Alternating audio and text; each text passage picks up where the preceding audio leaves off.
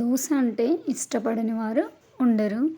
దోసలోకి పల్లీల చట్నీ, దాన్ని రాయలసీమ ప్రాంతంలో అయితే చెనక్కాయల కారం అని అంటుంటారు. అది దోస కాంబినేషన్ సూపర్, చాలా బాగుంటుంది.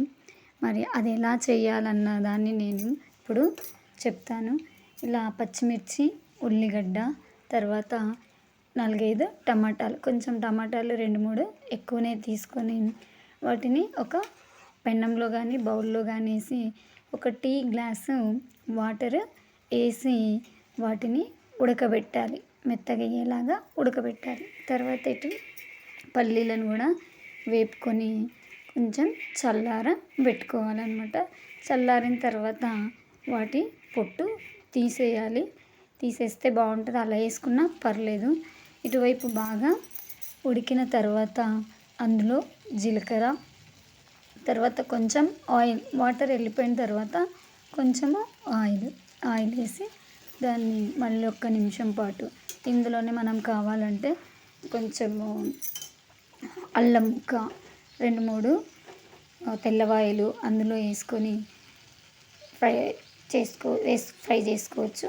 తర్వాత ఇప్పుడు కొత్తిమీర కూడా వేసి కొంచెం, అంత ఎక్కువ మగ్గనియద్దు, కొంచెం మగ్గేటట్లు ఉండాలి. ఎక్కువ మగ్గితే ఏమవుతుందంటే కొత్తిమీర ఫ్లేవర్ ఉండదు.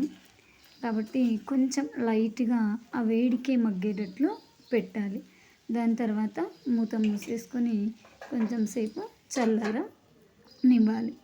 తర్వాత మిక్సీలో పొట్టు తీసిన, నేను అటు ఇటు అంటే కొంచెమే తీసా పొట్టు, ఉండని కొంచెం అన్నట్టు పొట్టు తీసి దాన్ని మిక్సీకి వేసి ఇలా పౌడర్ లాగా చేశాను.